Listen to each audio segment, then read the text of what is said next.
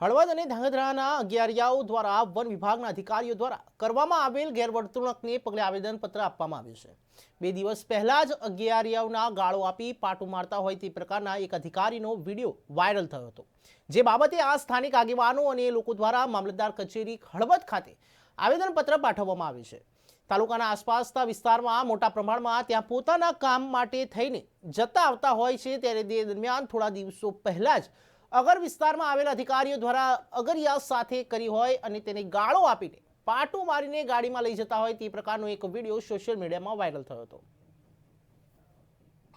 Viral થયેલો છે એ બાબતની પુષ્ટિ કરવા માટે ધુડખર અભયારણ્યના ડૉક્ટર ધવલ ગઢવી નાયબ વન સંરક્ષક કચેરીએ રૂબરૂ ચતુરભાઈ પહેલાં આવેલા, હું પાછળથી ગયેલો। બંનેને અલગ અલગ સાંભળ્યા, એમને વિડીયો વિશે પણ વાત કરી તો એમને પુષ્ટિ કરવાની ના પાડી કે આ વિડીયો વાયરલ છે, પુષ્ટિ ન કરી શકું।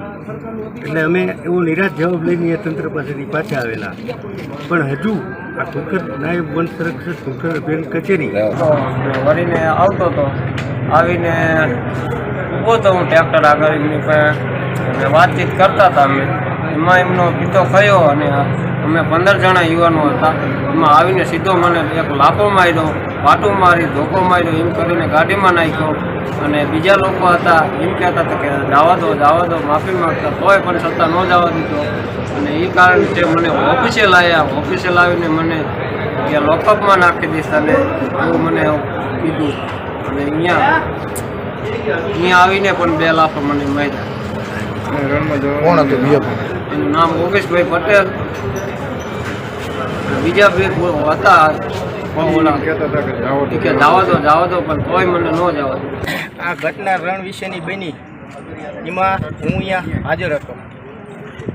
તે વખતે રણમાંથી અગરિયા પરત પાછા ફરતા ફોરેસ્ટ અધિકારીની ગાડી અહીંયા પડી હતી બંધ પારે। પછી પીવડાઈ લોકો અટકાયત કરતા હતા, પૂછપરછ કરવામાં ચાલુ એટલે પૂછતા હતા, નામ ઠામ નીકળતા હતા, એને જવા દેતા હતા, બરાબર। પછી અમે ઊભા હતા, એમાં 20-25 જણા હતા।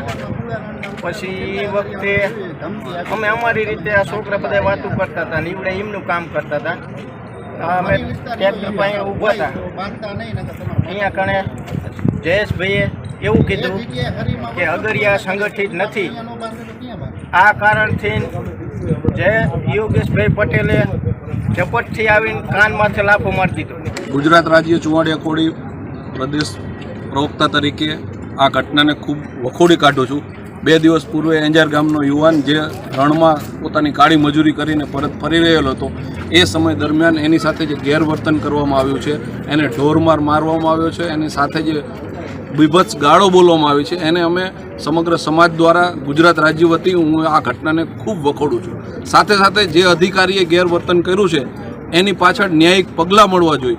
આગામી 10 દિવસમાં જો એની પાછળ કાર્યવાહી નહીં થાય તો હું ચુવાડિયા કોળી ગુજરાત રાજ્ય પ્રદેશ પ્રવક્તા તરીકે આહવાન કરું છું કે સમગ્ર ગુજરાતમાં આના પડઘાઓ પડશે અને હળવદ ધાંગધ્રા વિધાનસભા વિસ્તારમાં જે નાયબ વન સંરક્ષણની કચેરી આવેલી છે ત્યાં આગામી 10 દિવસમાં ઉપવાસ ગાંધી ચિંધ્યા માર્ગે આંદોલન પણ કરીશું। અને અગર જો પણ અમારો અવાજ સરકાર નહીં સાંભળે તો આત્મવિલોપન કરવાની પણ અમારી તૈયારી છે। સમાજના ન્યાય માટે, સમાજના હિત માટે હર હંમેશા કોઈ પણ અધિકારી આવી રીતે ગેરવર્તન કરશે, અમારી સાથે રાજકીય કિન્નાખોરી રાખીને કોઈના ઈશારે તો આ કામ કરી નથી રહ્યા ને, એ પણ તપાસનો વિષય છે। એક જ અધિકારી માત્ર ને માત્ર હળવદ અને ધાંગધ્રામાં જ આ પરિસ્થિતિ છે। રણ 5000 ચોરસ કિલોમીટર એરિયામાં પથરાયેલું છે।